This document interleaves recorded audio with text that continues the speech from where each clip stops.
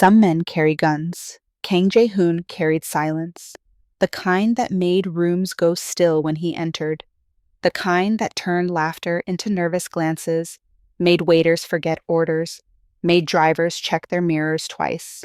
It wasn't fear exactly, though fear was part of it. It was the weight of knowing that some men are dangerous, not because they threaten, but because they exist in a space where consequences don't apply. Seoul knew his name the way a body knows an old scar. Present, permanent, painful if you press too hard. Before we go any further, pause for a second. If you've ever felt strong on the outside, but exhausted on the inside, if you've ever carried responsibility so heavy it changed the way you loved, then this story is for you. Like this video so it reaches someone who needs to hear it. Subscribe if you believe stories about love, survival, and quiet strength still matter. And share this with someone who carries weight the world never sees. Now, let's continue. At 2:47 a.m. on a Thursday in late September, Jae-hoon sat alone in a members-only lounge on the 47th floor of a building that didn't advertise its existence. Crystal tumbler, single malt, untouched. Behind him, the city sprawled like broken jewelry, neon fractured against rain-slicked glass, headlights bleeding into darkness, towers rising like tombstones for ambitions that died before dawn. The lounge was designed for men who needed to disappear without leaving. No cameras, no questions, leather chairs positioned for privacy, a bartender who knew when to be deaf. Jae-hoon wore exhaustion well, the kind that comes from holding power so tightly your hands forget how to open. His suit was tailored to the millimeter, charcoal wool that cost more than most people's monthly rent. His tie was loosened just enough to suggest control, not carelessness. His hair, still wet from the rain he'd walked through to get here, fell slightly across his forehead. He looked like what he was, a man who had everything and wanted none of it. 38 years old, 8 controlled territories spanning Seoul's underground, 26 legitimate businesses serving as fronts, loyalty purchased through fear and favors, respect enforced by reputation. And yet, the whiskey sat untouched because nothing tasted right anymore. The silence pressed against his ears like water. Yet his phone vibrated constantly, messages from lieutenants, lawyers, accountants, women whose names he'd already forgotten. He ignored all of it. People thought power meant freedom. They were wrong.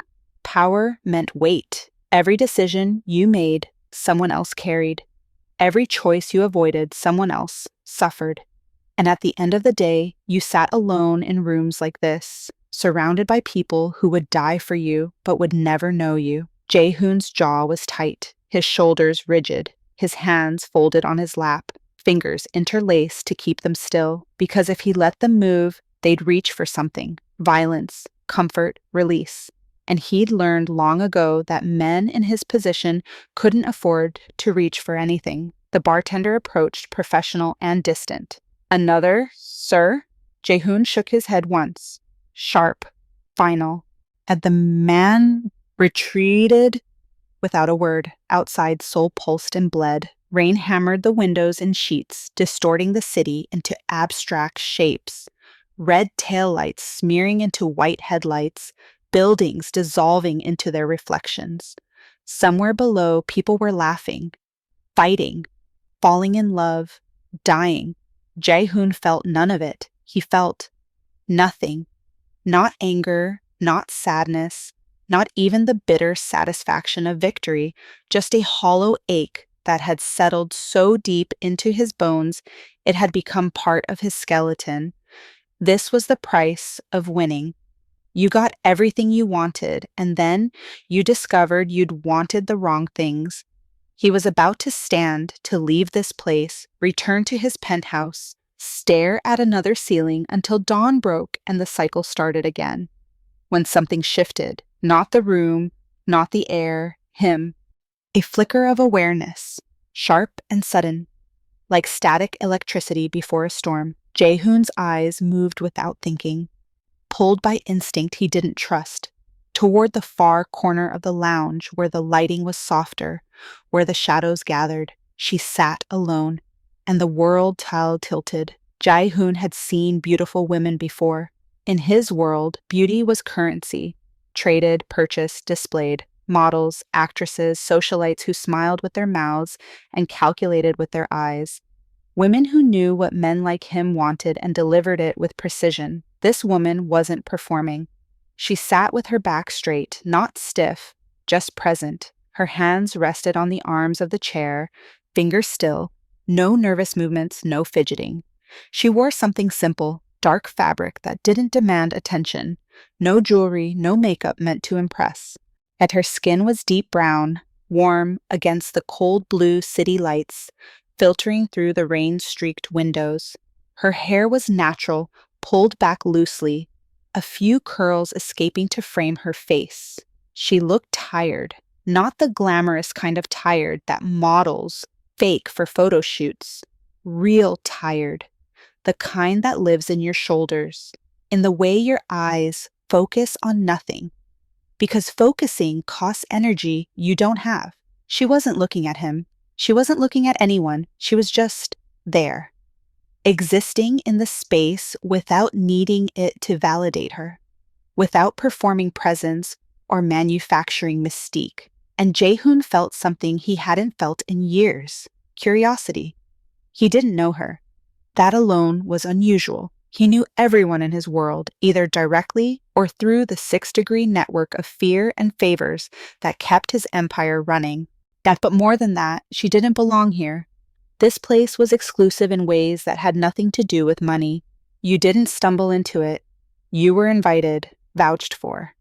And yet she sat there like she had every right to the space. No hesitation, no apology. Jae-hoon's eyes lingered longer than they should have. He noticed details without meaning to, the way her collarbone caught the light, the slight rise and fall of her breathing, the way her jaw was set, not in anger, but in endurance. She was beautiful, yes, but that wasn't what held him. It was the weight she carried. He recognized it because he carried it too. Different shape, different origin, but the same fundamental truth. Some people are crushed by life. Others are forged by it, and you can always tell the difference. She lifted her glass, water, not alcohol, and took a slow sip. And her movements were deliberate, careful, like someone who'd learned to make small moments last because the big ones had been taken from her. Jae-hoon should have looked away. He didn't. The bartender approached her table, said something Jae-hoon couldn't hear. She responded with a small nod, no smile, just acknowledgement. Professional, polite, distant. Then her eyes shifted, and for one unguarded second she looked at him. Not a glance, not a flirtation, just awareness. The kind you give a stranger in a shared space, brief, neutral, but something in that look, something in the way her gaze held his, without flinching, without calculation, did something to Jae-hoon's chest. A crack. Small, barely noticeable, but there. She looked away first, not in submission, just disinterest. And then Jae-hoon realized something that unsettled him more than any threat ever had. She didn't care who he was. For the next 10 minutes, Jae-hoon sat perfectly still. His phone buzzed. He ignored it. The bartender refilled his water. He didn't notice. Rain continued to hammer the windows. He didn't hear it. All his attention, every predatory, calculating instinct he'd spent 20 years honing, focused on the woman across the room. She didn't do anything remarkable. She just sat. Occasionally, she'd check her phone, read something, set it down. Her expression never changed. No smiles, no frowns, just that steady, exhausted neutrality of someone who'd learned to save their emotional energy for battles that mattered. Once, she rubbed her temples, slow circles, like trying to massage away a headache that lived deeper than bone. Once, as she closed her eyes for exactly 3 seconds, breathed in deep, breathed out slow, then opened them again and continued existing. Jae-hoon couldn't stop watching because in a world where everyone wanted something from him, loyalty, money, protection, punishment, here was someone who wanted nothing, and that absence felt like oxygen. She stood to leave, smooth, unhurried. She adjusted her bag, worn leather, practical, not expensive, and moved toward the exit with the quiet efficiency of someone who'd learned not to take up more space than necessary. Jae-hoon's body reacted before his mind caught up. He stood. The bartender's eyes flickered toward him, surprise, carefully concealed. Jae-hoon never stood for anyone, never followed, never pursued, but his feet moved. He reached the hallway just as she pressed the button for the elevator. And she didn't turn, didn't acknowledge him, just stood there, waiting, her reflection visible in the polished steel doors. Jae-hoon stopped 3 feet behind her. Too close to be coincidence, too far to be threatening. The elevator chimed, doors slid open. She stepped inside, and for reasons he couldn't name, Jae-hoon followed. The doors closed, silence, just the hum of descent, just 2 strangers in a steel box, suspended between floors, between moments, between the lives they'd been living and whatever came next. She didn't look at him, he didn't speak, but something in the air had changed, and Jae-hoon realized, with a clarity that felt like falling, that he didn't know what happened next. For the first time in 20 years, he didn't control the outcome, and instead of fear, he felt alive. The elevator descends, neither speaks. At the numbers tick down, 45, 44, 43, and in that silence, Jae-hoon's mind does what it always does when confronted with the unknown. It calculates.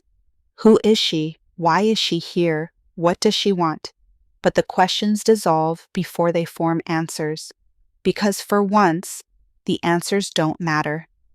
Only the feeling does. And the feeling is this: the room felt different, and he doesn't know why. The doors will open on the ground floor. She will walk into the rain, and Jae-hoon will have to decide if he follows her into the unknown or returns to the empire he built and the emptiness it contains. 42, 41, 40. She stands, perfectly still, eyes on the descending numbers, hands folded loosely in front of her. No phone to check, no nervous shifting, just a woman existing in an elevator. I'm unbothered by the weight of the silence or the man standing 3 feet behind her. Jae-hoon studies her reflection in the polished steel doors, the curve of her neck, the way her shoulders carry tension but don't collapse under it. She looks tired, but not defeated. There's a difference, the kind of difference that comes from raising a child alone in a country where you don't speak the language fluently, from working double shifts because single doesn't mean the bills stop coming, from learning that survival isn't about winning, it's about not breaking. Not that Jae-hoon knows any of this yet, but he will. Ground floor. The doors slide open. Rain hammers the glass entrance 20 feet away, turning Seoul into a watercolor bleeding at the edges. She steps out without hesitation, heels clicking against marble, and heads straight for the exit. Jae-hoon follows. He doesn't decide to. His feet just move. She pushes through the revolving door. He's 2 steps behind when the doorman, expensive suit, trained deference, materializes with an umbrella. Mr. Kong, sir, let me. Jae-hoon waves him off without looking. The doorman freezes, confused, then retreats. Outside, the rain is cold and immediate. It soaks through Jae-hoon's suit in seconds, plasters his hair to his forehead, blurs the world into streaks of light and shadow. He doesn't care. She's standing under the building's overhang, staring at the rain like it personally offended her. No umbrella, no coat, just a woman in dark fabric who clearly didn't check the weather before leaving wherever she came from. Shit, she mutters, American accent, Southern maybe, soft vowels. Jae-hoon stops beside her. Close enough to share the overhang, far enough not to intrude. For a long moment, neither speaks. Then she glances at him, not a full look, just a flicker of acknowledgement, and laughs. Short, real. The kind of laugh that escapes when the universe decides to pull on one more inconvenience. You forget an umbrella too? She asks. Jae-hoon blinks. It's such a normal question. So casual, like he's just another person caught in the rain instead of a man whose name makes grown men stammer. I don't usually need one, he says. Right. You probably have people for that. She says it without malice, just observation. Then she sighs, adjusts her bag, and steps into the rain, just walks. No running, no squealing. Just a woman who's dealt with worse than water and knows complaining won't make it stop. Jae-hoon watches her for exactly 3 seconds. And then he follows. He catches up in 4 strides. She doesn't slow down, doesn't acknowledge him, just keeps walking like Seoul at 3 a.m. in a downpour is perfectly reasonable. Where are you going? He asks. Subway. She doesn't look at him. Gangnam Station? It's 15 minutes in this weather. Then I'll be wet for 15 minutes. Jae-hoon almost smiles. Almost. My car is closer. That makes her stop. She turns, rain streaming down her face, and looks at him properly for the first time. Brown, eyes, deep, assessing. Not impressed, not intimidated, just measuring. I don't get in cars with strangers, she says. Smart. Especially not strangers who follow women out of buildings at 3 in the morning. Also smart. She tilts her head slightly. So why are you still standing here? Good question. Jae-hoon doesn't have an answer. Or rather, he has several, and none of them make sense. Before he can respond, she shivers, just once, barely visible, and something in his chest tightens. There's a 24-hour cafe, he says, nodding toward a cluster of lights 2 blocks down. Dry, warm, public. You can wait out the rain. She considers this. Rain drips from her hair, rolls down her neck, disappears beneath her collar. She's soaked, exhausted, and clearly weighing whether accepting help from a stranger is worth not catching pneumonia. You buying? She asks finally. If it gets you out of the rain, another flicker of that almost smile. Deal. The cafe is small, bright, aggressively cheerful in the way only Korean chain cafes can be. Pop music, plastic chairs, a teenager behind the counter who doesn't look up from her phone. Jae-hoon orders 2 Americanos.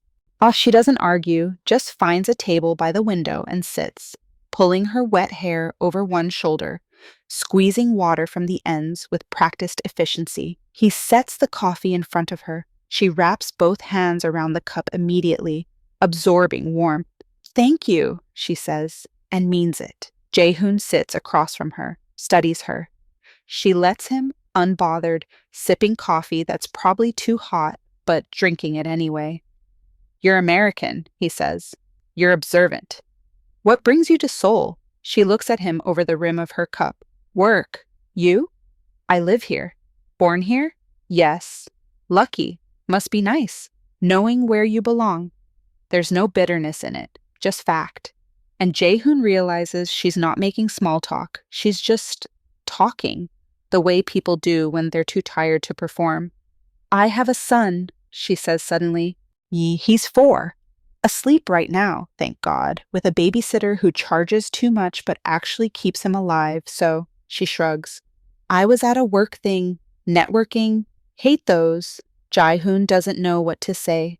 Women don't usually tell him about their children within 5 minutes of meeting him. Women don't usually tell him anything real. How old, he asks, because it seems like the right question. 4, almost 5, smart, too smart. Asks questions I don't have answers for. She smiles, and it's different from before, softer, private. Like why we live so far from grandma. Why his dad doesn't call. Why I cry in the bathroom when I think he's asleep. The honesty lands like a stone. Jae-hoon has negotiated hostage situations with more emotional distance than this conversation. That's hard, he says, and immediately feels stupid. Inadequate. but she just nods. Yeah, it is. Silence. Rain against glass. K-pop in the background. Then she leans back, really looks at him and asks, "What do you do for work?" Jaehoon's jaw tightens. This is where it usually goes wrong, where people recognize him or sense danger or remember a rumor, where the mask comes up and the distance returns. Business, he says carefully. What kind? Import, export, logistics. Sounds boring, he almost laughs. It can be, but you're good at it. It's not a question. She's reading him the way he reads contracts, seeing something he didn't know was visible. Why do you say that? He asks. Because you look like a man who's good at things he hates. The words hit harder than they should. Jaehoon doesn't respond. Can't. She finishes her coffee, stands, adjusts her bag. Thanks for this. But I should get home before my sitter charges me overtime. He stands too. I'll get you a cab. I know you can. Let me anyway. She studies him one more time, then nods. Outside, the rain has softened to drizzle. Jaehoon flags a taxi. She climbs in, and just before closing the door, she looks at him. What's your name? Jaehoon. Amara. She pronounces it carefully. Amara. Thanks again, Jaehoon. The door closes. The taxi pulls away, and Jaehoon stands there soaked and ridiculous, watching taillights disappear into the night. When he finally returns to his car, his driver doesn't ask questions. Smart man. But as they pull into traffic, Jaehoon catches his own reflection in the window and realizes something that unsettles him more than any business rival ever has. For the first time in years, he feels seen without being exposed, and he doesn't know what to do with that. She comes back on Thursday, same cafe, same corner table by the window, same quiet exhaustion that makes her shoulders curve just slightly inward, like she's protecting something fragile inside her chest. Jaehoon is already there when she walks in at 11:47 p.m. He tells himself it's coincidence, that he had business in the area, that he needed coffee, and this place happened to be open. All lies. She sees him immediately, pauses, and for a second he thinks she'll turn around and leave, recognizing whatever instinct normal people have that tells them to avoid men like him. Instead, she nods once, small, neutral, then orders her drink and sits at her usual table. Not with him, not far from him, just there, existing in the same space. Thus they don't speak for 20 minutes. It becomes a pattern. Thursday, Saturday, Tuesday, Friday. No schedule, no plan, and just two people who find themselves in the same cafe at the same late hour when Seoul is quiet and the rest of the world has gone to sleep. Jaehoon notices things, the way she always sits facing the door, how her eyes track movement, the barista, other customers, anyone who enters, in quick, practiced sweeps, how she never fully relaxes even when she's slouched in her chair scrolling through her phone. She's vigilant, the way people are when they've learned that safety is temporary. He notices she orders the same thing, Americano, no sugar, and sometimes a triangle kimbap she eats slowly, making it last.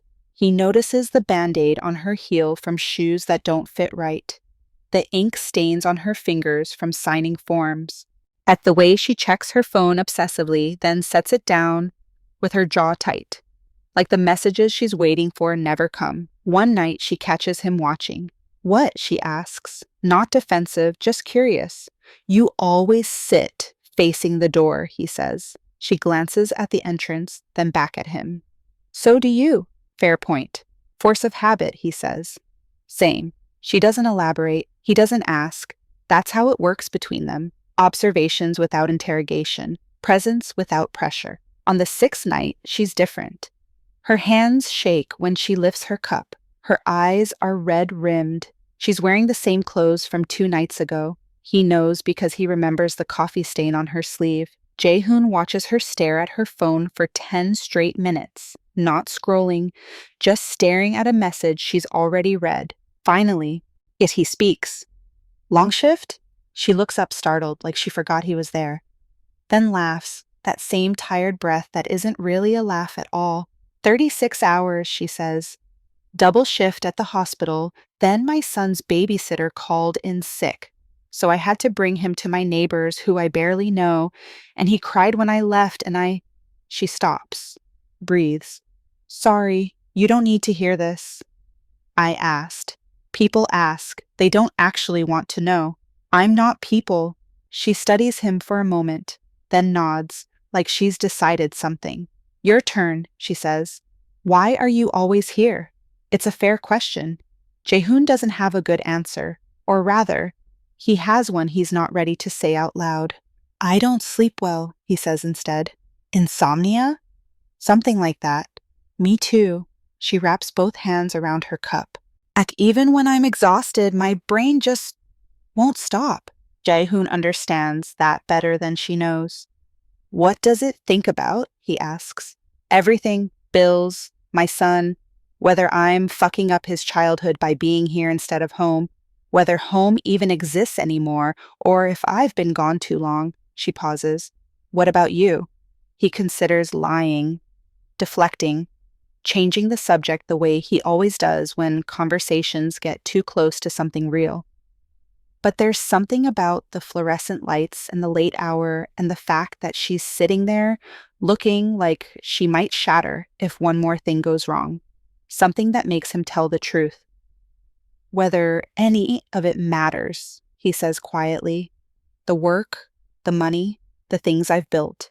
If I disappeared tomorrow, the machine would keep running. People would adjust. And I'd just be gone, like I was never here at all. The words hang in the air between them. Amara doesn't offer comfort, doesn't say it'll be okay or that he's wrong. She just nods, like she understands exactly what he means. Yeah, she says. I think about that too. They sit in silence after that, but it's different from the silence at the beginning, less careful, more shared. Like two people who've been holding their breath and finally remembered they're allowed to exhale. After that night, something shifts. Not romantic, not yet, just easier. She starts sitting one table closer. He starts timing his arrival to match hers. They talk in fragments, short exchanges about nothing important that somehow feel like everything. Your son, what's his name? Elijah. Eli. Good name. He hates vegetables. Smart kid. A pause. Then, do you have children? No. Want them? Jaehoon thinks about the life he's built, the violence, the compromises, the things he's done that children should never know about. No, he says. I wouldn't be good at it. Most parents aren't. We just pretend better. Another night. You ever think about leaving? She asks. Seoul, starting over somewhere else. Every day. Why don't you? Because running doesn't work. The things you're running from follow you. She goes very still. Yeah, they do. And Jaehoon realizes they're not talking about Seoul anymore. By the third week, Jaehoon knows her schedule better than his own. He knows she finishes work at midnight on Tuesdays and Thursdays, that she takes the subway to Gangnam Station, walks 14 minutes to the cafe, stays for exactly 45 minutes, and then disappears into the maze of side streets where the buildings are old and the rent is cheap. He knows her coffee is always too hot, and she drinks it anyway. That she counts coins before paying, even though she has a card. That she only smiles when talking about her son, and even then, it's tinged with something that looks like grief. He knows she's tired in a way sleep won't fix. And the worst part, the part that unsettles him most, is that he started arranging his nights around this. Declining meetings, cutting conversations short, leaving events early, all so he can sit in a cafe with a woman who doesn't know what he does and doesn't ask, drinking burnt coffee and talking about nothing while the city sleeps outside. It's absurd. It's dangerous. It's the only time he feels like himself. One night, she falls asleep. It just drops off mid-sentence, head tilted against the window, coffee cooling in her hands. Jaehoon watches her for exactly 3 minutes. The way her breathing evens out, how the tension finally drains from her face. She looks younger like this, less guarded. He should wake her. It's late. She needs to get home. But he doesn't. He just sits there, keeping watch while she sleeps, and realizes something that should terrify him. He started looking forward to these moments more than anything else in his life. The empire he built, the money, the power, the fear, all of it feels distant, hollow, but this quiet hour with a woman who sees him as just a man who can't sleep. This feels real. And Jae-hoon has spent 20 years avoiding anything real because real things can be taken from you. But as he watches Amara sleep against the cafe window, exhaustion finally claiming her, he thinks maybe, just maybe, some things are worth the risk, even if they destroy you. The woman in his bed is beautiful, professionally so, designer lingerie, perfect makeup that somehow survived the past 2 hours. She's saying something, breathy compliments about his stamina, his apartment, his taste, while trailing her fingers down his chest like she's following a script. Jae-hoon stares at the ceiling and feels nothing. This is Thursday, 3 days since he last saw Amara at the cafe. 3 days of trying to return to his normal life and failing spectacularly. The woman beside him shifts closer, presses her mouth to his shoulder. "Should I stay?" she asks. "No." She doesn't flinch. Women in his world never do. They know the rules. This is transaction disguised as intimacy, business dressed up as desire. She'll leave with a bracelet or a bag or an envelope, and they'll both pretend it meant something. "Call me next time you're lonely," she says, already dressing. Jae-hoon doesn't respond, because he's not lonely. That would imply wanting something specific. He's empty, and emptiness doesn't ask for company. It just spreads. The door closes. Silence rushes in to fill the space. Jae-hoon lies there, listening to the city hum 47 floors below, and thinks about all the women who've been in this bed. Dozens, maybe more, models, actresses, socialites, women who knew exactly what to do and say to make a man feel powerful. None of them ever made him feel anything at all. He's been with women since he was 17. Back when sex felt like rebellion, or like proof he'd made it out of the neighborhood that tried to bury him. Each conquest was armor, evidence that he'd won. But winning, he's learned, is exhausting. Every encounter choreographed, every touch transactional. He'd perform desire, they'd perform pleasure, and afterward everyone would walk away satisfied with the lie. Except Jae-hoon stopped being satisfied years ago. He just never admitted it until now, Saturday night, the cafe. Amara is already there when he arrives, hunched over her phone with that crease between her eyebrows that means she's reading something she doesn't want to read. She looks up when he sits down, doesn't smile, just acknowledges him with a slight nod before returning to her screen. Jae-hoon orders their drinks, Americanos, no sugar. The barista doesn't even ask anymore, and slides hers across the table. Thanks," she says absently. They sit in their usual silence. But tonight, it grates against him. Tonight he wants what? Conversation? Connection? Confession? He doesn't know. That's the problem. For 20 years, he's known exactly what he wanted from every interaction: power, information, leverage. But sitting across from this tired woman who owes him nothing and asks for less, he has no idea what he's doing here. "You okay?" Amara asks suddenly. Jae-hoon blinks. "Fine, why?" "You've been staring at your coffee for 5 minutes like it insulted your family." Despite everything, his mouth almost curves.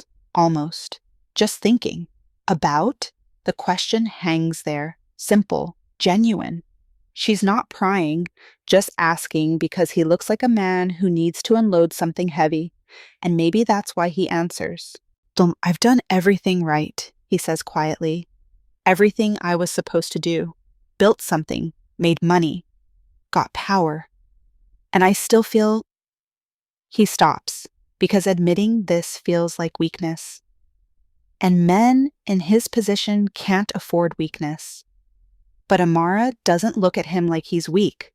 She just waits. Empty, he finishes. I feel empty. The word lands between them like a stone.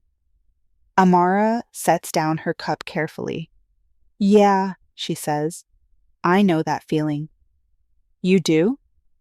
I left my entire life behind to work in a country where I barely speak the language, doing a job I hate, so I can send money to people who need me more than I need stability. So yeah, I know empty.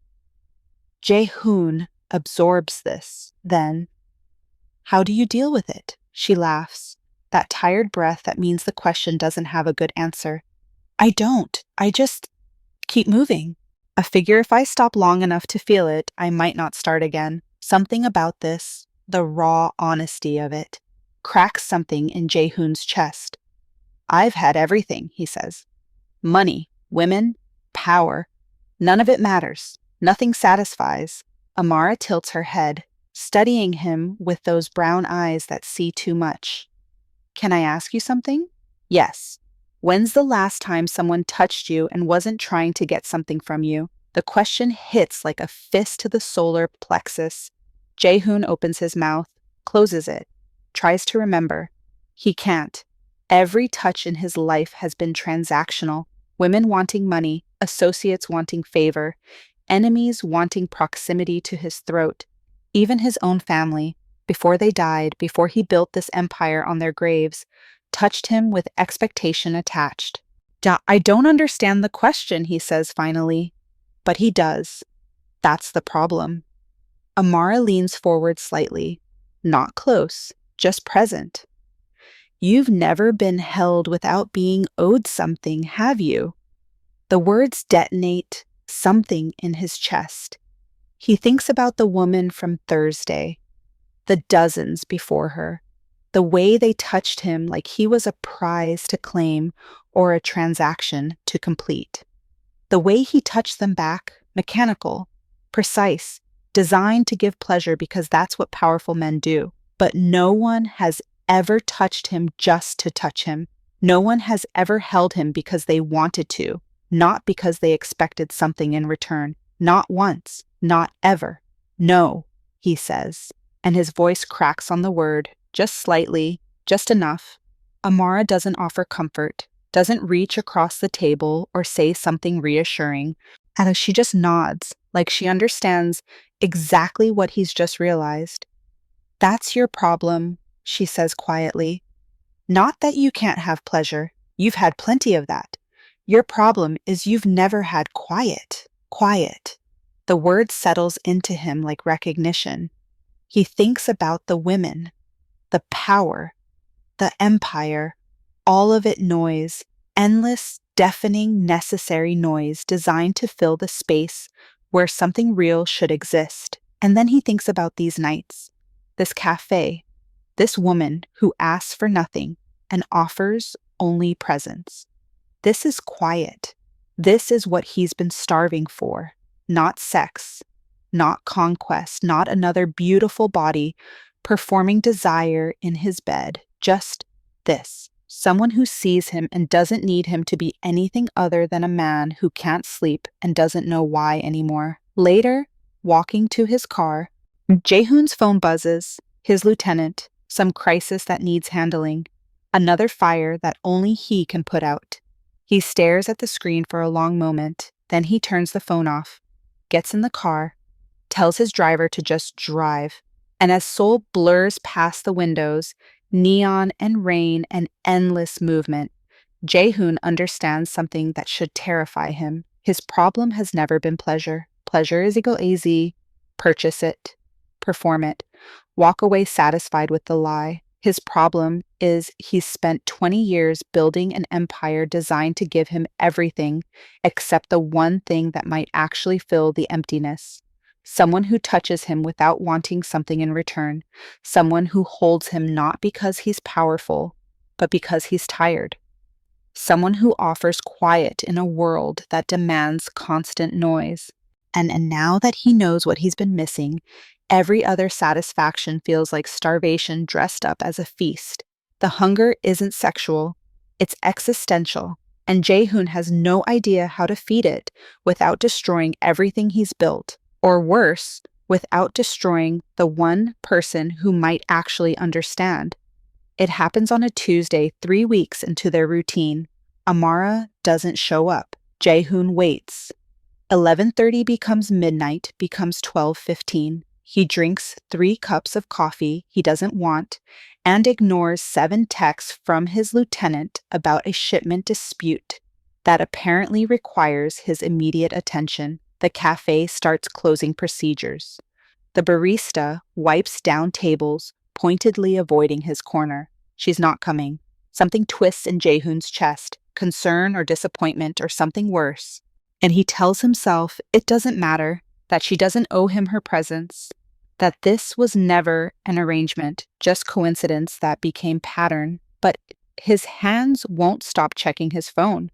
At 12:40, he finally leaves. She's sitting on the curb outside her apartment building. Jae-hoon shouldn't know where she lives. But of course, he does. Men like him don't leave variables unexamined. He'd followed her once, not close, just enough to confirm the address his driver had traced from the taxi route. For safety, he told himself. The lie sits heavy now as he pulls up and sees her there, hunched over her knees, still in her scrubs, looking like the world finally got too heavy to carry. He gets out of the car. She looks up and her eyes are dry but devastated. "Rough day?" he asks quietly. She laughs. It sounds like breaking glass. "Yeah, rough life." Jae-hoon sits down beside her on the concrete. His driver will have questions. Let him. "You want to talk about it?" he asks. "Not really," she pauses. "But I probably should." So she tells him. His name was Marcus, Eli's father. They'd met in college, Atlanta, pre-med for her, business for him. He was charming, ambitious, good at saying the right things when it mattered. "Classic shit," Amara says, picking at the hem of her scrubs. "I got pregnant senior year. He said he'd step up, promised all the things men promise when they're scared. Then Eli was born and reality hit and Marcus realized fatherhood wasn't as romantic as the idea of it."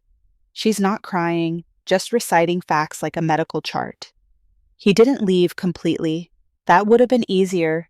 He just drifted, showed up when it was convenient, missed birthdays, forgot promises, left me to handle the hard parts while he played father when people were watching. Jae-hoon's jaw tightens. Where is he now?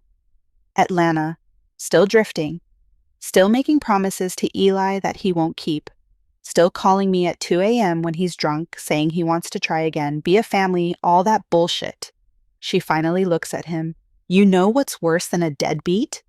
A part-time one. At least, if he was gone, Eli could grieve and move on. Instead, he keeps hoping his dad will show up. And every time Marcus disappoints him, I watch my son learn that the people who say they love you are the ones who hurt you most." The words land like stones.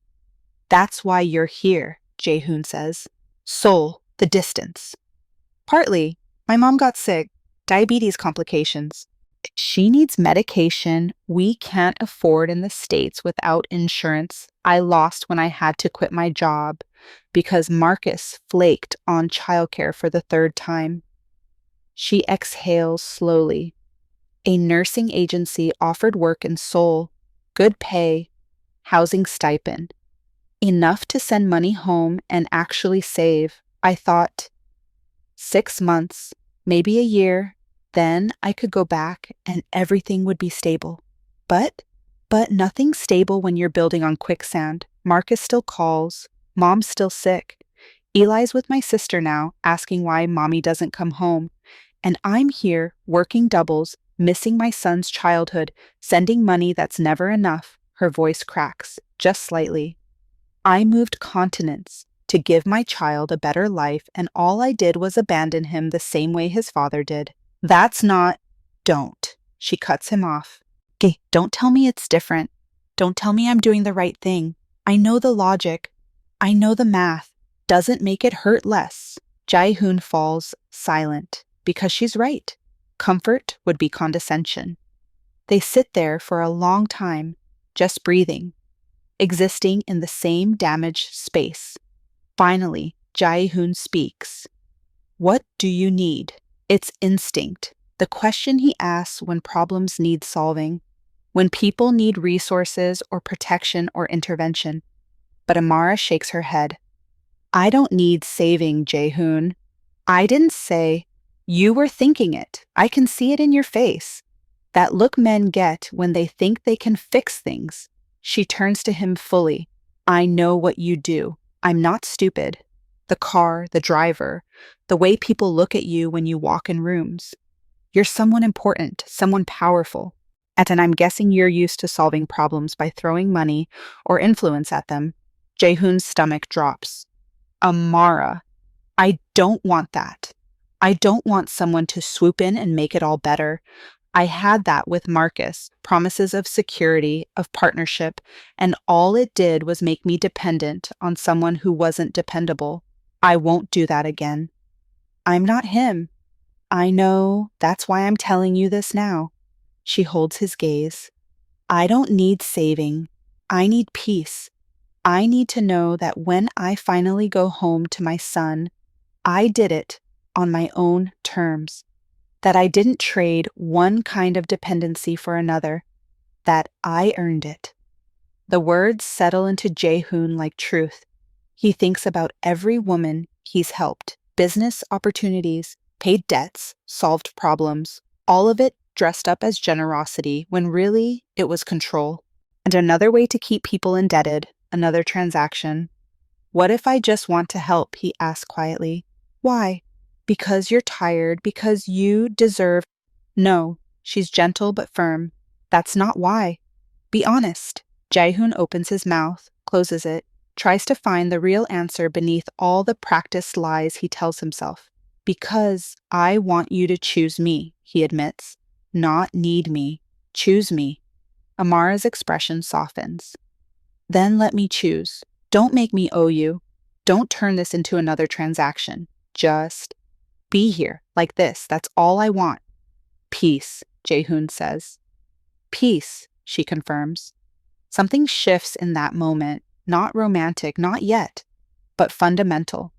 Because Jae-hoon realizes he's spent his entire life building power through leverage, through making people need him, through being the solution to problems he sometimes created.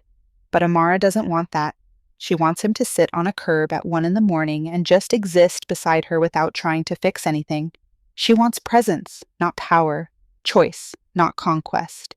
And for the first time in 20 years, Jae-hoon understands the difference. Love, if this is even that, isn't about what you can do for someone. It's not rescue or provision or protection. It's not solving problems or removing obstacles or making life easier. Love is consent, ongoing, active, chosen every single day. Amara choosing to tell him her truth when she could have kept it hidden, choosing to sit here with him when she could be anywhere else, choosing to be vulnerable without demanding he do something with that vulnerability. That's the intimacy he's been starving for.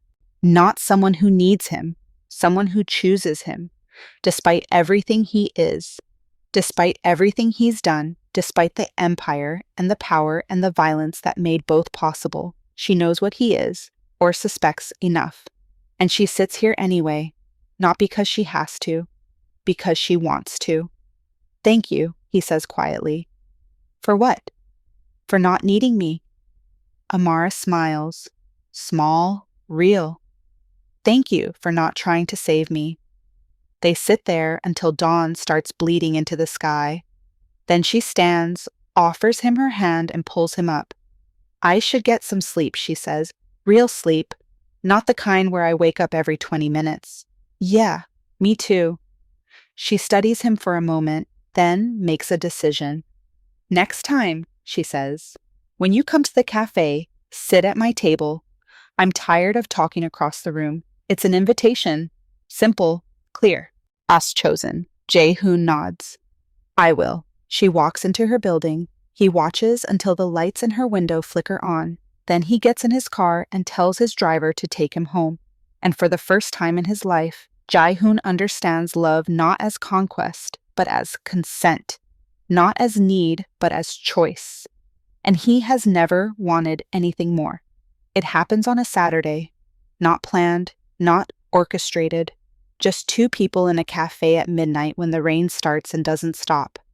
I should go, Amara says, watching water hammer the windows like the sky is trying to break through. You'll drown before you reach the subway.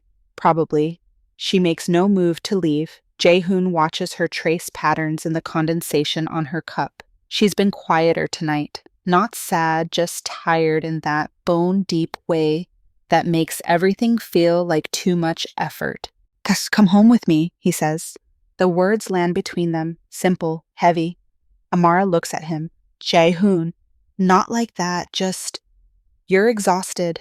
My penthouse is 10 minutes away. You can rest, shower, sleep in an actual bed instead of that apartment where the heating doesn't work. You know about my heating? I know about a lot of things. She should be angry, creeped out. Instead, she just smiles, tired and knowing. Of course you do. Is that a yes? Amara studies him for a long moment, then nods. Okay, but I'm gone by morning. Deal. The penthouse is exactly what she expects. Glass and steel and money. Floor-to-ceiling windows overlooking Seoul. Furniture that costs more than her yearly salary. Everything cold and perfect and impersonal. Guest room is down the hall, Jae-hoon says, hanging up his coat. Towels in the bathroom. Hey, help yourself to anything. Thanks. But neither of them moves. They stand there in the entryway, dripping rainwater onto imported marble, and something in the air shifts. Not sexual, not urgent, just heavy with possibility. I'll make coffee, Jae-hoon says finally. It's almost 1 a.m. Neither of us sleeps anyway. Fair point.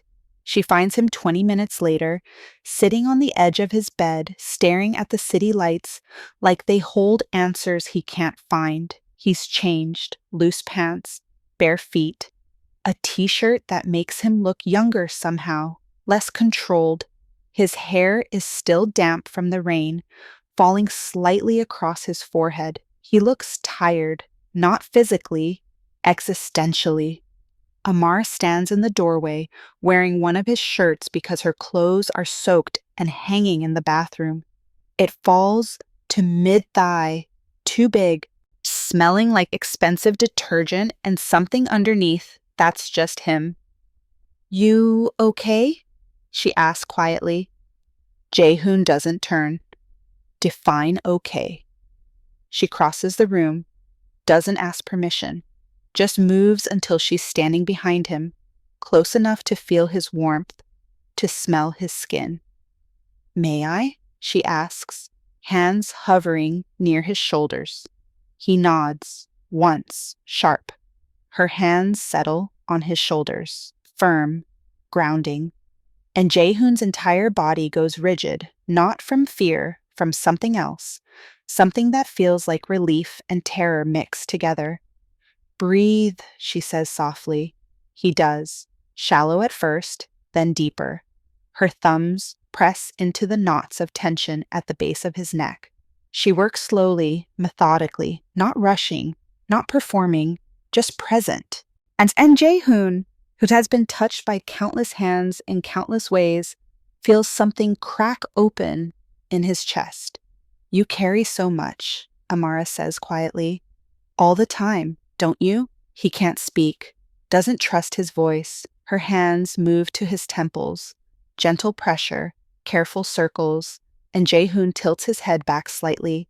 Not submission, just surrender. Letting someone else hold the weight for just a moment. When's the last time someone took care of you? She asks. I don't remember. Yeah, I thought so. She moves around to face him, kneels down so they're eye level. And the position should feel wrong. Her kneeling, him sitting, but it doesn't. Because she's not beneath him. She's choosing to meet him where he is. Can I tell you something? She says. Yes. You don't have to be strong right now. Not with me. The words hit like a physical blow. Jae-hoon has spent 20 years being strong, being in control, being the man who never breaks because breaking is death in his world. But Amara is looking at him like she can see through all of it, through the armor and the reputation and the violence that built both. And instead of fear, there's just understanding. I don't know how to not be strong, he admits. I know, but you can learn. She stands, offers her hand, he takes it, and she leads him to lie down, not sexually, just horizontally. She settles beside him, and without asking, she reaches out and pulls his head to her chest. Jae-hoon goes rigid again. Breathe, she repeats. I've got you. And slowly, so slowly, he lets his weight sink into her, lets her hold him, and lets himself be vulnerable in a way he hasn't been since he was a child, before the world taught him that vulnerability gets you killed. Her fingers move through his hair, gentle, rhythmic, no agenda. This is what you needed, she says quietly. Not sex, not pleasure, just this. Jae-hoon closes his eyes, breathes in her scent, soap and rain and something underneath that's just her. Feels her heartbeat against his ear, steady and real. And for the first time in 20 years, he feels safe. Not powerful, not in control, not dangerous, just safe. I'm scared, he whispers. Of what? That I'll ruin this, that my world will destroy it, that I'll hurt you just by being close to you. Amara's hand stills in his hair. You might, but that's my choice to risk, not yours to prevent. You don't understand what I am. I understand enough. Amara. Shh. She presses her palm against his chest, over his heart. Right now, you're not a boss or a businessman or whatever else you are out there. Right now, you're just a man who's tired, and I'm just a woman who's tired. And we're choosing to be tired together. That's all this has to be. But it's not. They both know it's not. This is the moment everything changes. The moment two people who've spent their lives holding up worlds decide to let them fall, just for a night, just to see what it feels like to be held instead. Dawn comes slowly. Light bleeds through the windows, turning Seoul from shadow to substance. Amara is asleep, curled against him, breathing soft and even. Jae-hoon hasn't slept, hasn't wanted to, just lay there, memorizing the weight of her, the warmth, the stillness. This is satisfaction, not pleasure, not conquest, not the empty high of power or sex or violence. Just this, someone choosing to hold him without needing anything in return, someone giving him permission to stop performing, someone offering peace in a life that's been nothing but war. His phone vibrates on the nightstand, once, twice, 17 times. The world is calling, problems mounting, consequences looming. Because this night, this woman, this moment of peace will cost him something. Men in his position don't get to be vulnerable, don't get to be soft, don't get to love someone without that love becoming leverage in someone else's hands. But as Amara shifts closer in her sleep, as her hand finds his and holds on, Jae-hoon realizes something that should terrify him. He doesn't care. Let it cost him. Let his empire crack. Let his enemies circle. Let the world push back. For the first time in his life, something matters more than survival. And that knowledge, dangerous and inevitable, settles into him like truth.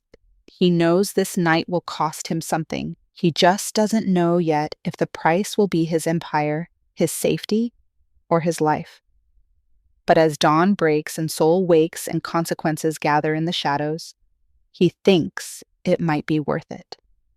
The meeting room is silent except for the sound of expensive leather shifting. Jae-hoon sits at the head of the table, watching 7 men who've followed him for years suddenly look at him like he's a stranger. His second in command, Min-suk, clears his throat. Boss, Ash, we need to talk. Then talk. Min-suk glances at the others. Someone has to say it, and as always, the job falls to him. You've been distracted. The shipment issue last week. You didn't handle it.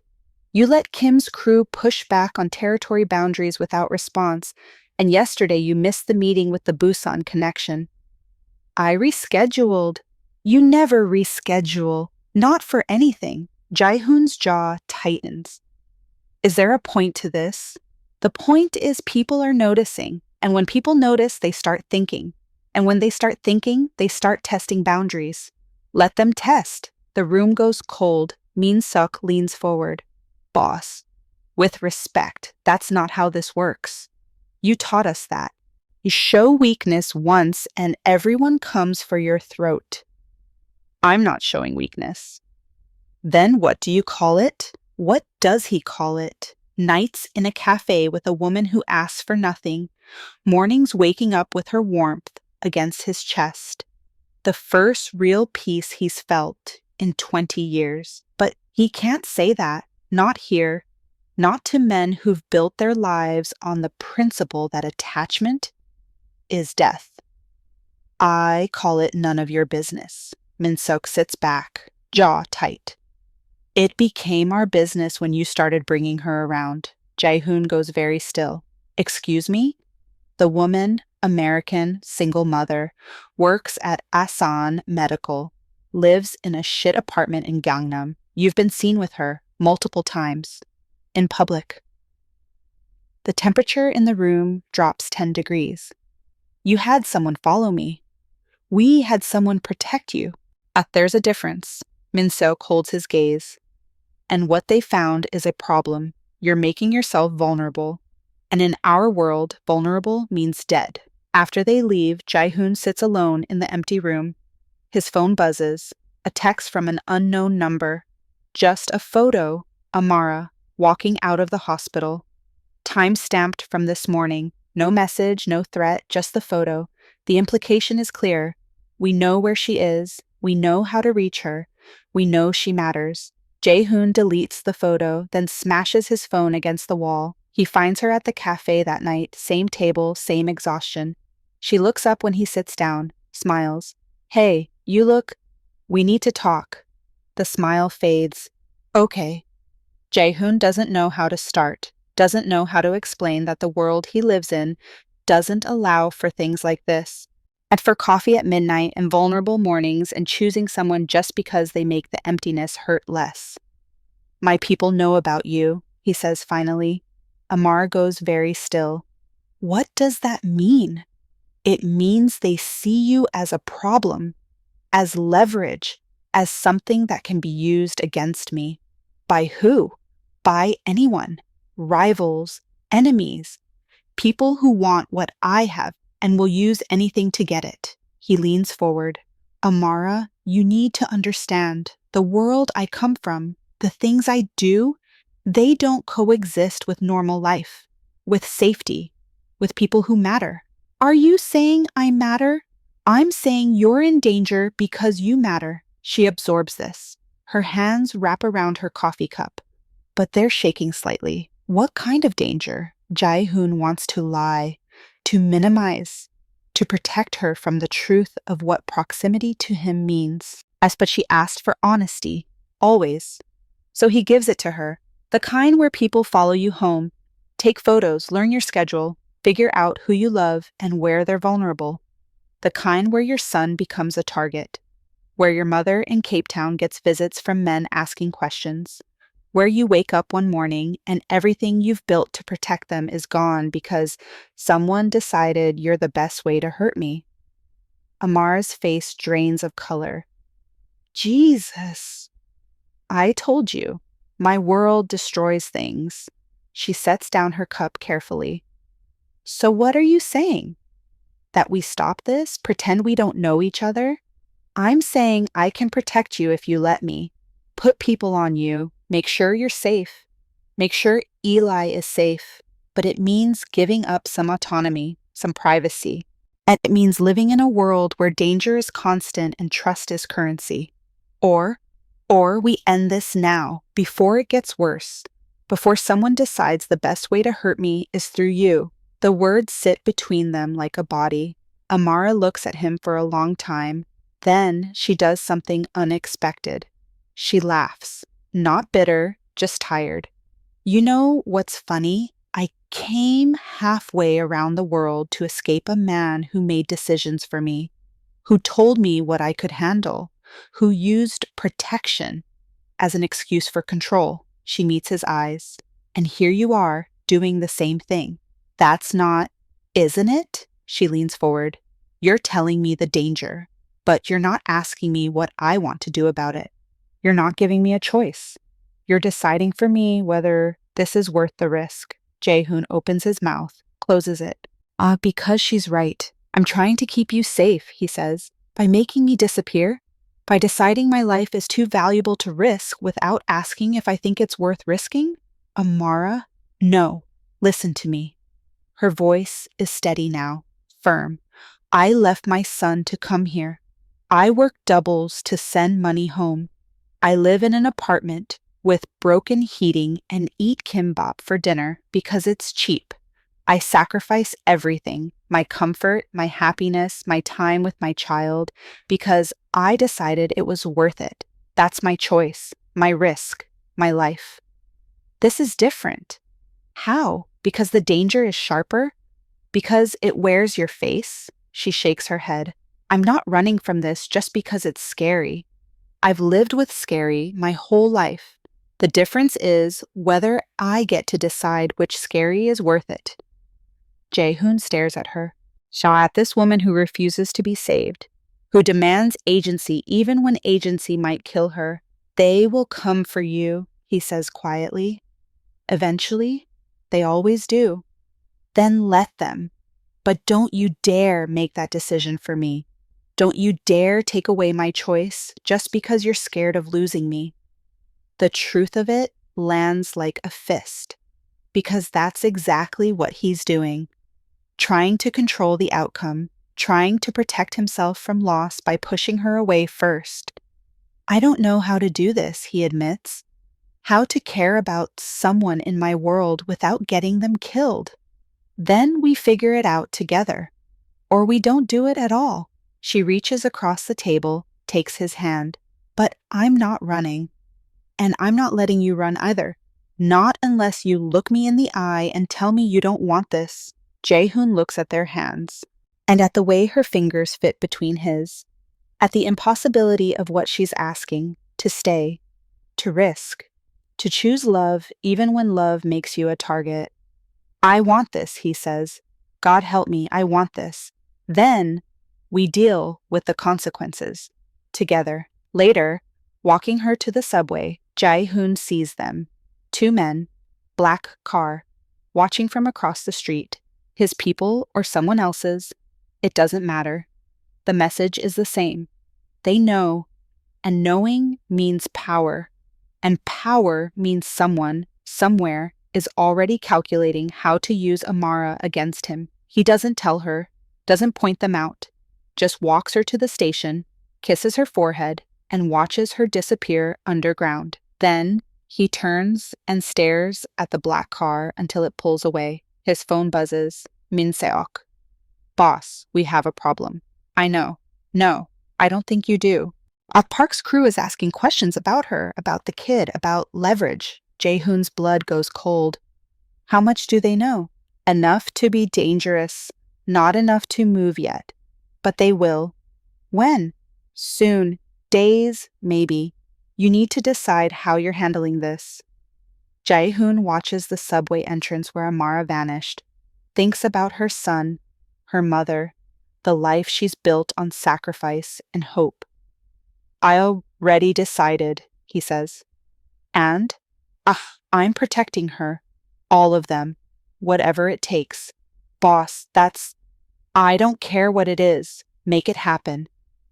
Silence. Then, this is going to cost you. You know that. Jae-hoon does know. Knows that love in his world isn't romantic. It's catastrophic. It makes you vulnerable, makes you weak, makes you bleed. But as he stands there in the cold Seoul night, while watching steam rise from subway grates like the city itself is breathing. He thinks maybe some things are worth bleeding for, even if they destroy you. The call comes at 4 a.m. Jae-hoon is awake, always awake, staring at his ceiling when Min Seok's voice cuts through the darkness.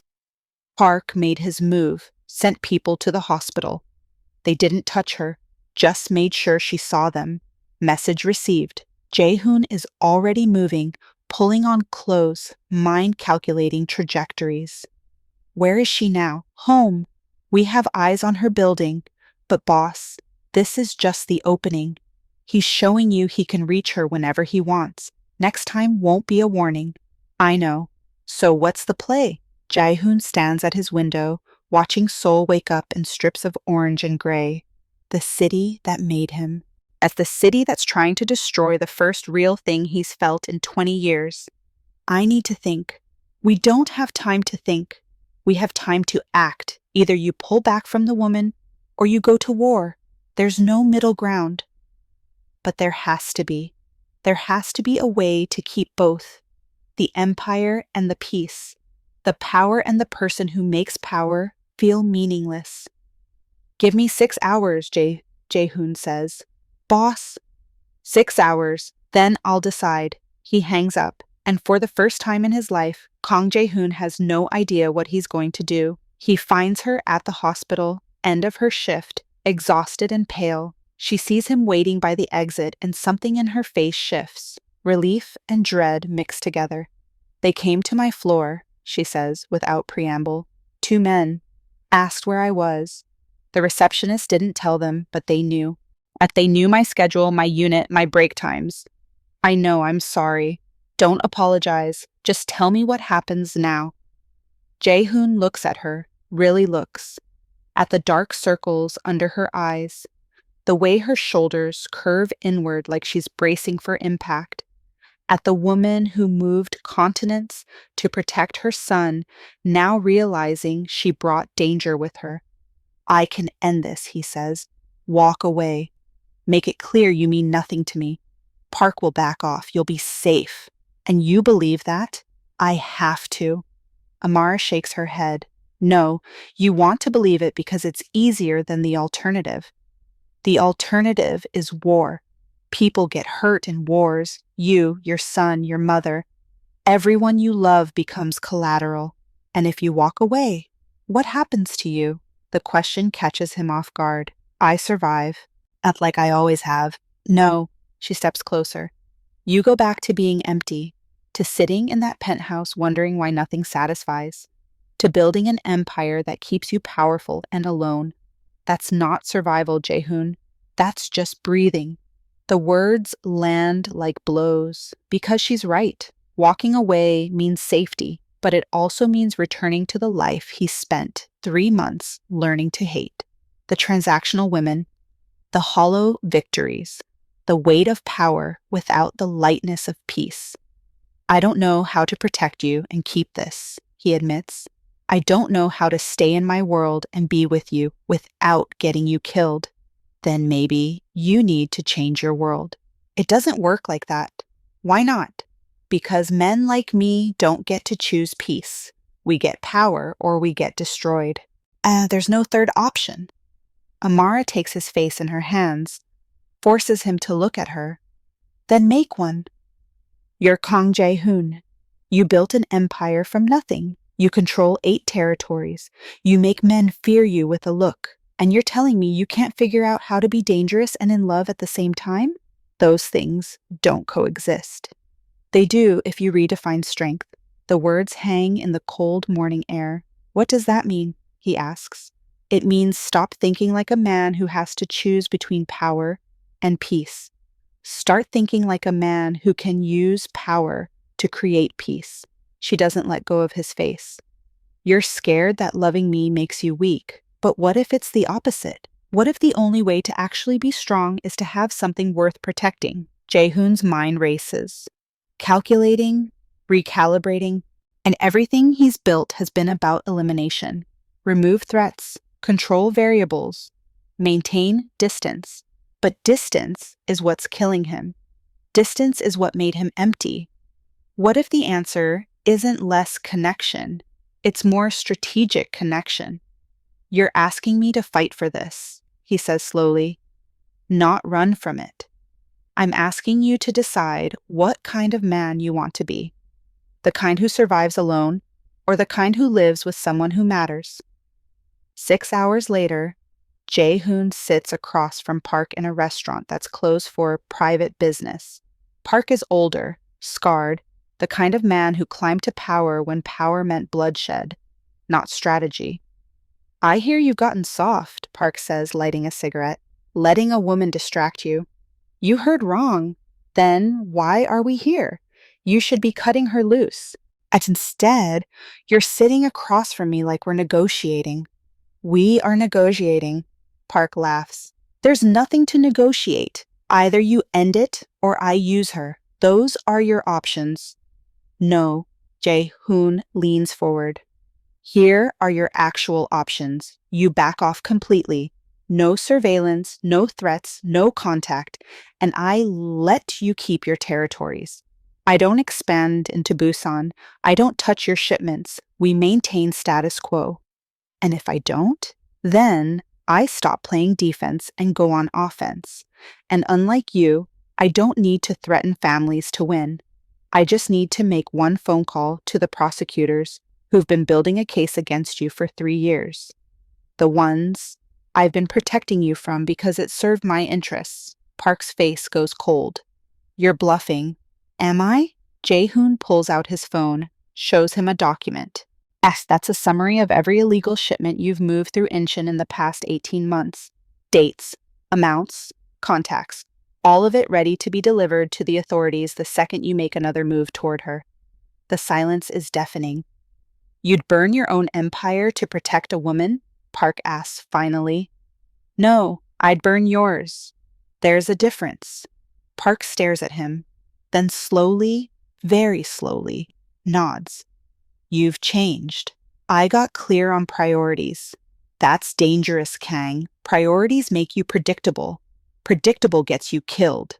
Maybe, but dying empty sounds worse. Jae-hoon finds Amara at their cafe. Midnight, their usual table. She looks up when he sits down, doesn't ask, just waits. I made a choice, he says, and I chose you, us, this, whatever it becomes. Relief floods her face. Oh, how? I stopped thinking of protection as distance and started thinking of it as strategy. Parks backed off. For now. And if others come, they will. I'll handle them too. But I'm not walking away. I'm not going back to being alone. Amar reaches across the table, takes his hand. This won't be easy. I know. Your world will keep pushing. I know. And someday you might regret choosing me over the Empire. Jae-hoon squeezes her hand. The Empire kept me powerful. You make me human. I'll take human. She smiles. Small, real. The kind that reaches her eyes and makes the exhaustion hurt less. So what now? She asks. Now we figure it out. Together. One day at a time. That's terrifyingly uncertain. Yeah, it is. But as they sit there, hands joined across a table in a cheap cafe while Seoul hums around them, Jae-hoon realizes something profound. For 20 years, he chose survival, control, power, the things that kept him breathing but never made him feel alive. Tonight he chose connection over certainty, peace over power, love over the empire that love might destroy. It's the most dangerous choice he's ever made, and he cannot unmake it. Doesn't want to, because some things, some people, are worth the risk, even if they cost you everything. 3 months later. Seoul at 7 a.m. is a different animal than Seoul at 3 a.m. Jae-hoon stands in the kitchen of Amara's apartment, their apartment now, though the lease still has only her name, watching water boil for tea. The heating works now. He'd made one phone call, and suddenly the landlord remembered how to do repairs. Small victories, small uses of power that don't require violence. And he's learning the difference. Behind him, Eli is at the table, coloring with the intensity only 4-year-olds possess. Dinosaurs. Always dinosaurs. His tongue sticks out slightly when he concentrates, and Jae-hoon has learned this means he's about to ask a question. Mr. Kang? You can call me Jae-hoon, Eli. That's weird. Fair enough. Mr. Kang, do you have a job? Jae-hoon glances at Amara. She's getting ready for her shift, braiding her hair in the mirror, but he can see her smiling. I do, he says carefully. What kind? Business. Boring stuff.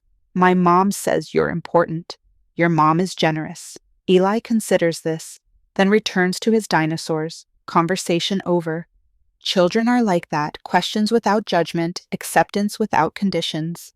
Jae-hoon is still learning how to be around that kind of honesty. The apartment is small, one bedroom, Eli's.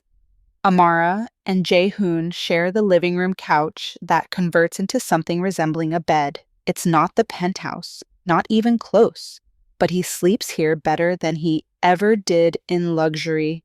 Not perfectly. His phone still buzzes with problems, threats, situations requiring the man he used to be. But now when he handles them, he has something to come home to. That changes everything. You know this is insane, right? Amara says, pulling on her jacket. What is? This, you, here, in my tiny apartment with broken cabinet hinges, drinking tea while my son colors dinosaurs. She crosses to him, adjusts his collar even though it doesn't need adjusting. You could have anything, anyone, and you're here. I told you this is what I wanted. Past tense, present, future, all tenses. She kisses him. Be quick, morning sweet. The kind of kiss that promises later without demanding now. I love you, she says. Simple, factual. I love you too. The words still feel foreign in his mouth, like a language he's learning to speak. But he means them. God, he means them. After she leaves for work, Jae-hoon helps Eli with breakfast. Cereal, banana, negotiating the ratio of milk to cornflakes with the seriousness of international diplomacy. You're good at this, the babysitter, Mrs. Kim, sharp-eyed grandmother who sees everything, comments from the doorway. At what? Being here, some men show up, you're present, there's a difference. Jae-hoon doesn't know what to say to that. He just nods. Mrs. Kim leaves with Eli for preschool. The apartment goes quiet, and Jae-hoon stands there in the silence. Onion realizes something. He's not afraid of quiet anymore. The threats haven't stopped. Last week, someone tagged his car. Warning. Reminder that his world doesn't forgive softness. Min Seok still calls daily.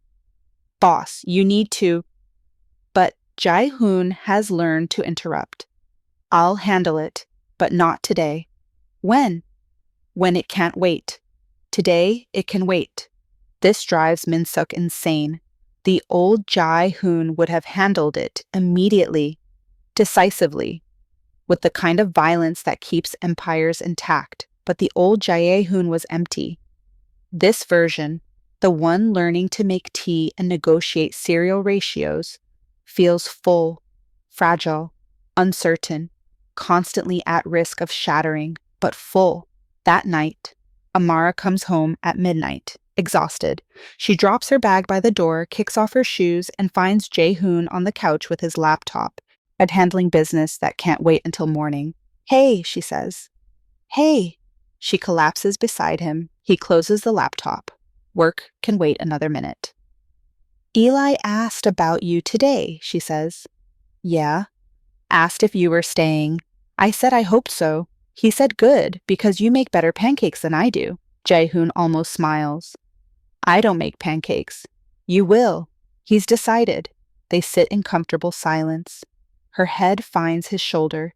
His arm wraps around her. Outside, Seoul hums, sirens, traffic, the endless motion of a city that never stops. But in here, it's still. Do you ever regret it? Amara asks quietly. Choosing this instead of... She gestures vaguely. Everything else. Jae-hoon thinks about the penthouse, the power, the women who never ask questions, the empire that kept him powerful and alone. No, he says. Then never. Not even when it's hard? Especially when it's hard. Hard means real. I spent 20 years with easy things that meant nothing. I'll take hard things that matter. She lifts her head, looks at him. You're different, from when we met. Good different? Human different. The word settles into him. Human. Not powerful, not feared, just human. Is that enough? He asks. For me? Yeah. For your world? She shrugs. We'll find out. Later, lying on the couch bed that's too small for two people, but they make it work, Jaehoon stares at the ceiling. This apartment has cracks in the plaster, water stains, the faint smell of the restaurant downstairs.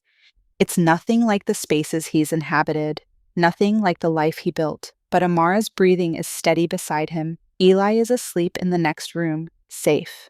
And the morning will come with its problems and threats and impossible choices. And he'll handle them, not perfectly, not without cost. But he'll handle them as a man who has something to lose, which makes him more dangerous than he ever was empty. Some men don't crave pleasure, they crave quiet. Jaehoon had everything men killed for. But satisfaction never came, not from women, not from power, not from violence.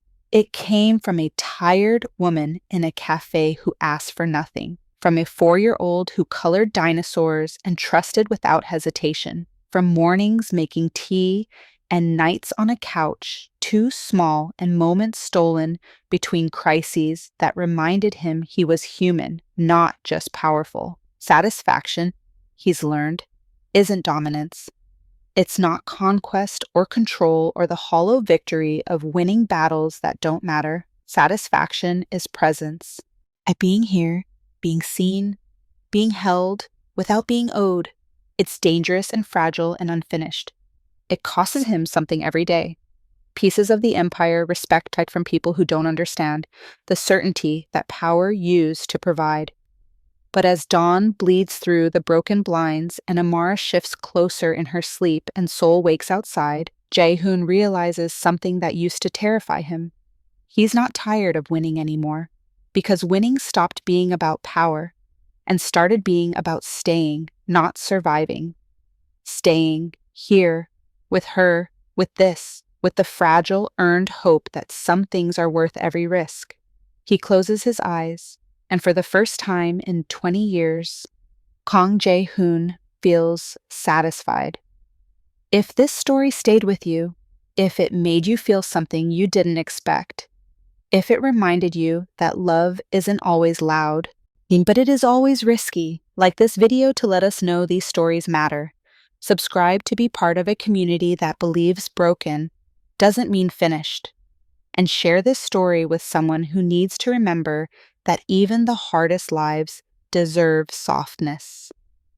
We'll see you in the next story. Until then, stay human.